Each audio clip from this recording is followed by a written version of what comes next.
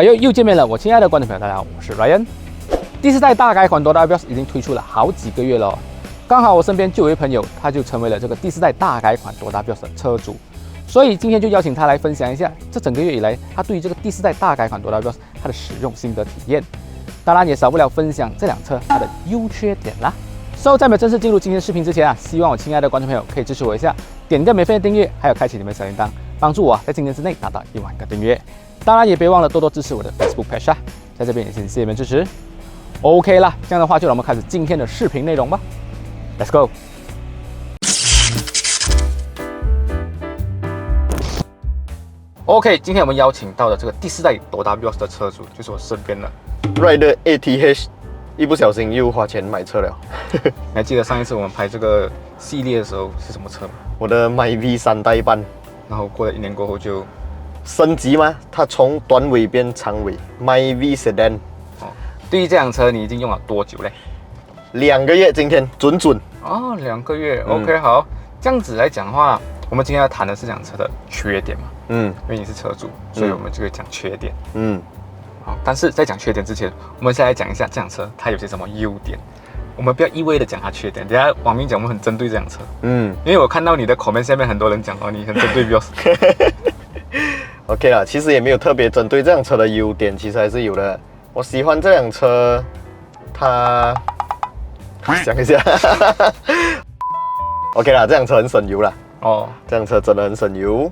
我没有记错的话 ，Honda City 的官方油耗啦，就是它的同级竞争对手啊，是15.5 km/L。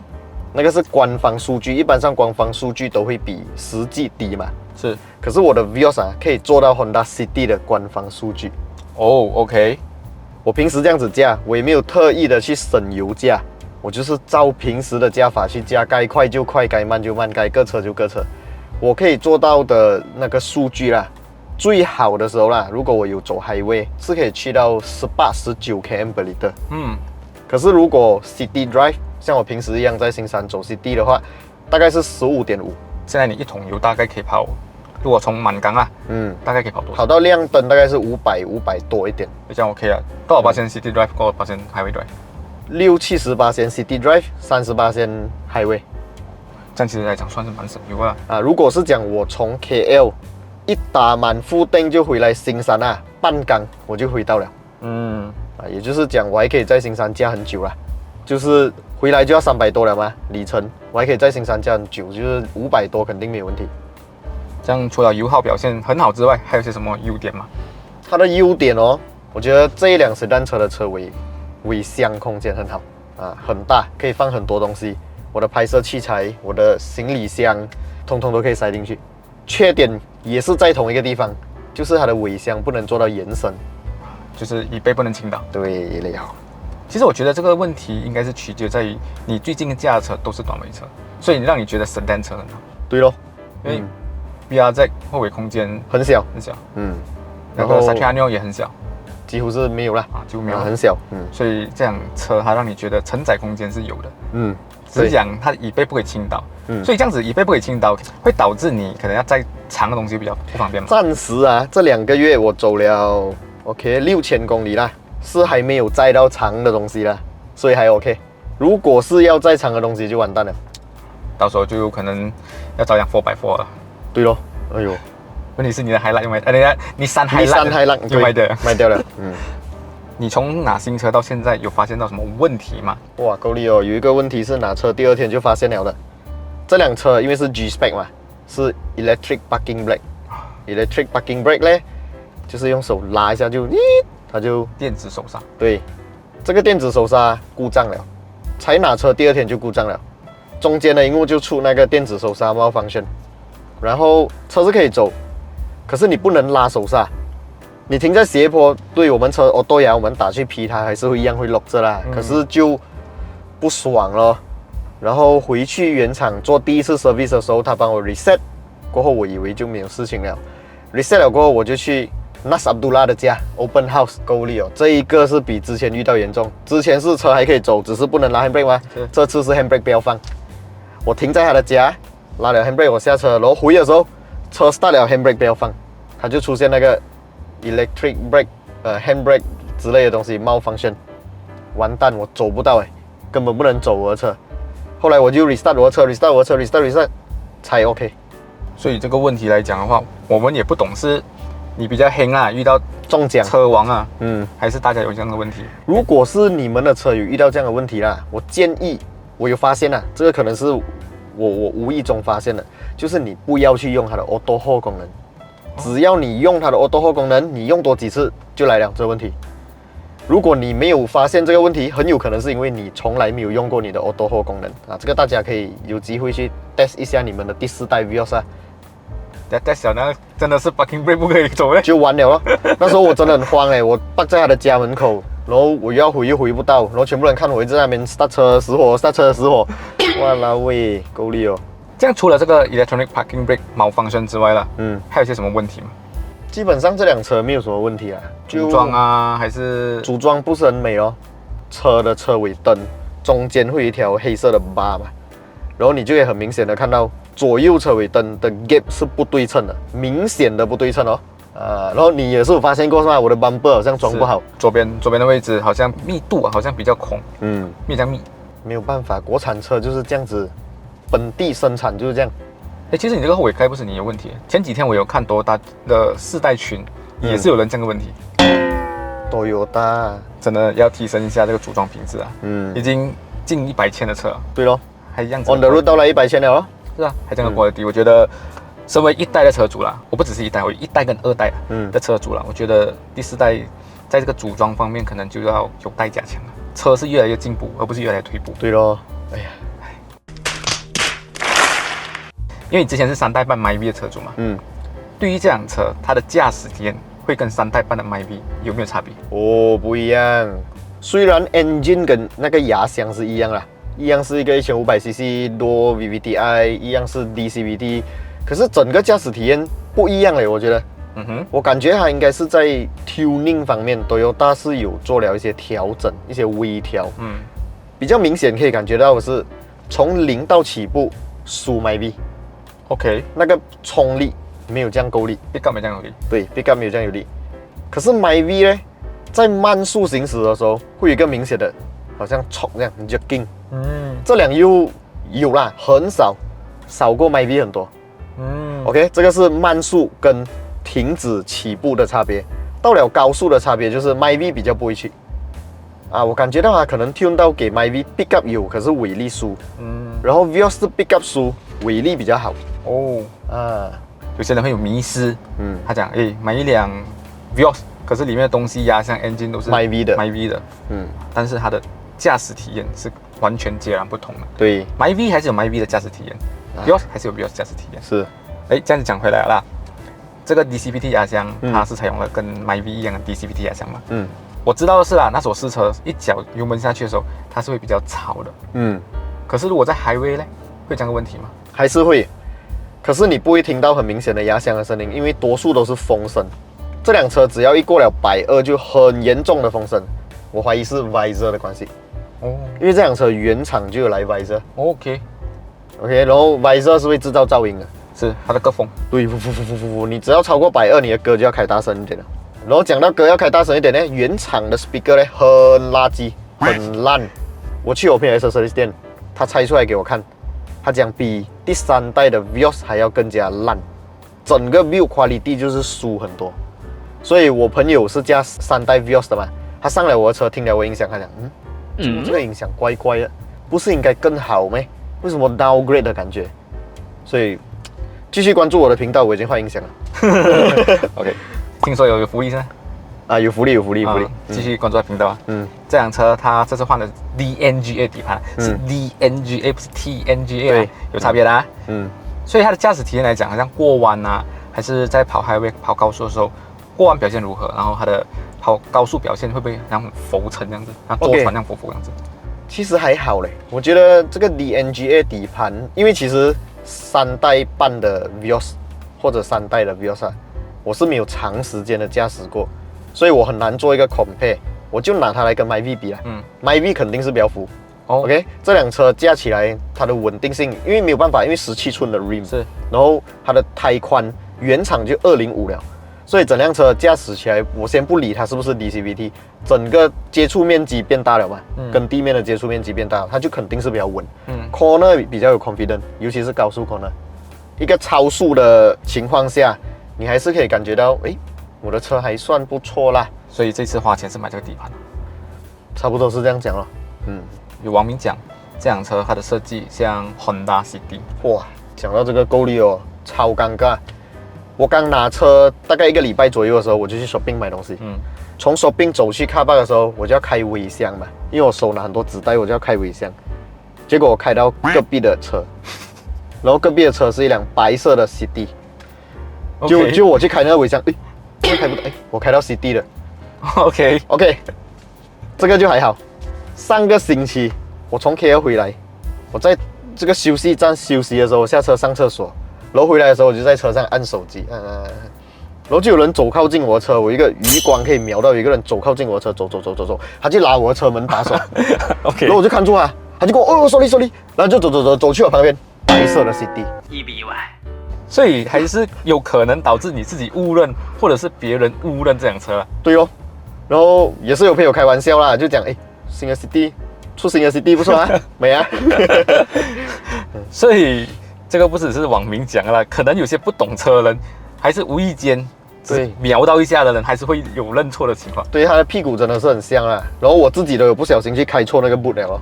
车主都有开错哦。这个真的是很难以想象的，车主既会开错的。对哦。通常我们是讲一些不熟的车的朋友或者亲戚，讲你这辆车 Honda City 啊，因为跟 Honda City 这样像。对哦。可是连自己车主都会认错，就是一个很大的一个。不过我也是拿住很多东西啦，我就走，我要去开尾箱，开不到，然后我车在旁边。所以有些时候我们可能还要做一些比较个性化的处理，对，这样子还比较好辨识。所以是不是打算要 wrap 一下这辆车了？暂时还没有啦。期待它会变色的时候。这个我们继续关注我的频道。OK 了，再来就是这辆车有载过后尾有载过人吗？有，载过最多是4个人啊，包括我啦，1、2、3、4这样子。然后那时候我载的后面2个人就比较大只，大概多高？多高我是没什么印象，我估计重量是在70、80 kg， 70、80啦，我猜测啦。然后前面也是坐2个人，差不多我的 size。我感觉有点翘头了。就是后重前倾。我感觉是有点后面有点沉，然后当我们在走 highway 的时候，会有点慢逼的时候哇，你就会感觉到，哇，这个很软，有点太软的感觉了。像头部空间呢？因为这一次后尾的设计是那种 fastback 的设计嘛。我载的那2个人，我印象中没有很高，是没有 complain 讲后座的头部空间不够啦。可是我自己驾车，我觉得就感觉辆车很辛苦啦，很重啦，感觉它的 suspension 会很大的活动。后尾的支撑性不够。对，就是感觉后面的 suspension 的那个活动距离变得很多。应该是这样讲，后尾的 suspension 偏软，当后尾有重量的时候压下去就比较对，导致前面车头翘起来。对，那时候还载了很多我的拍摄器材还有行李箱，所以这辆车故意把这个后座做小小，不要给你载人，给你驾车就好了。这样买跑车不好啊，2个人买 BRZ。这一次没有 spare 打压，对于时常跑 KL、JB 的你，会不会感觉到不安？其实也还好嘞，他说啦，我驾车驾了10几年，只自己换过1次，而且是在家里，就是发现的时候已经漏完风了，而且那时候我自己救的方式这样是2次，一次是真的是有把轮胎拆掉换 spare 打压，第2次是我用补胎剂来救，就是 Sachanio 对 Sachanio 用补胎剂来救的时候，我觉得整个过程不会流汗很快，一下子就好了。然后这辆 Vios 虽然它没有备胎，可是它有补胎剂，就是让你可以暂时顶一顶啦，顶到 workshop 去救一下你的轮胎。还有一个就是轮胎真的爆掉的话，烂到完怎么办？拖车咯，现在的保险公司都可以免费拖车。对，很多人不知道。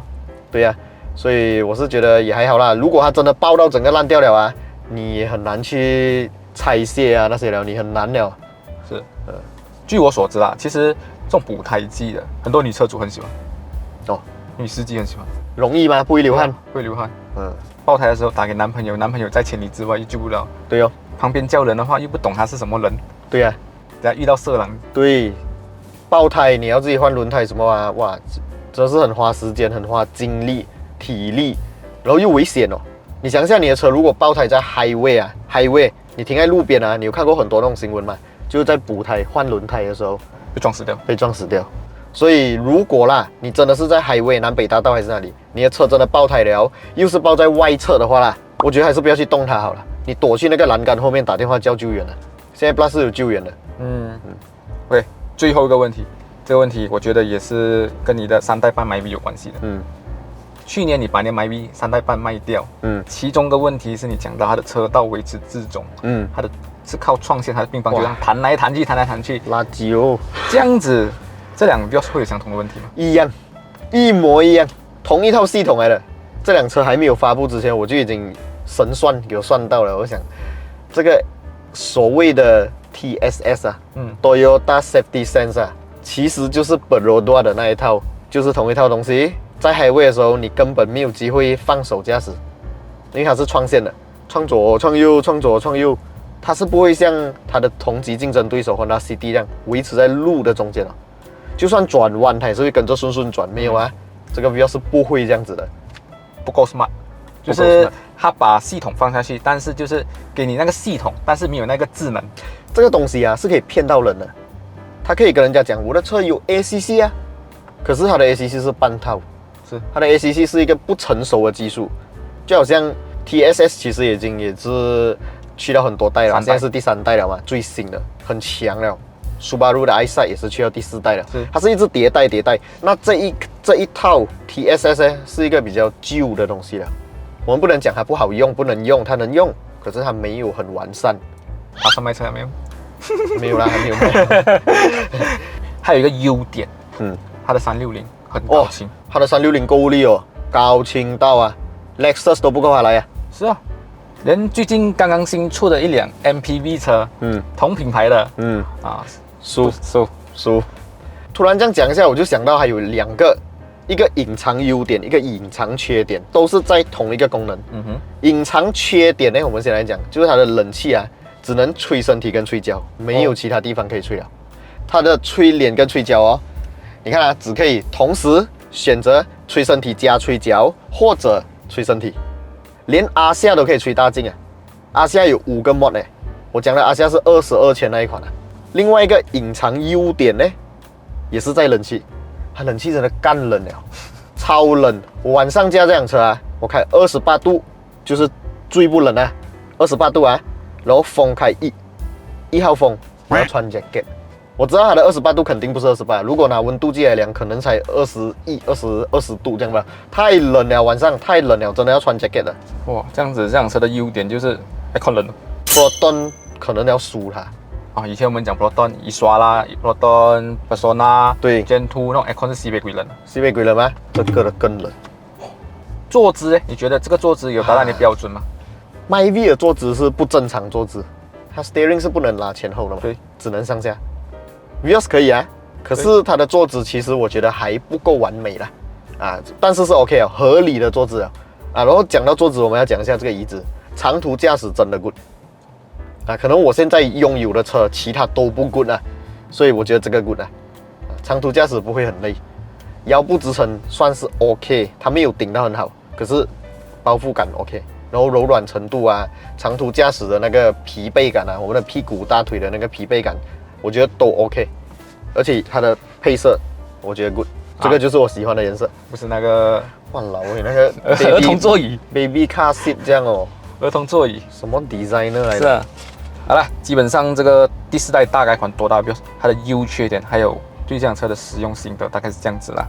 对这辆车你觉得它的满意程度为多少分？10分来讲，10分啊，6.5啊，6.5啦。所以打算用多久？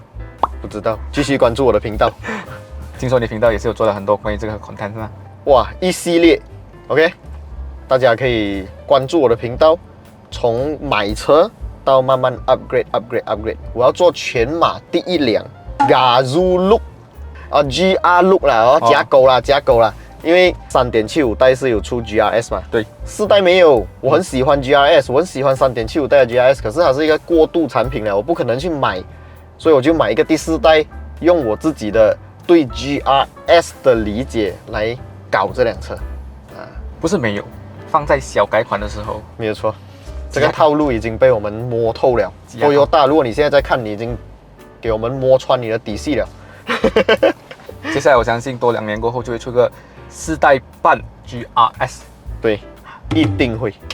所以我要走在他前面，我先做，到时候他就是 copycat 了。OK， 反正这些东西我相信大家都买得到了啊，对。好啦，基本上今天的这个分享就到这里了。觉得这个视频不错的话呢，就麻烦你们帮我按赞分享一下，也别忘了订阅我们的频道，我个人频道还有我的频道。好了，今天视频就到这里了，下个星期视频再见喽，拜拜。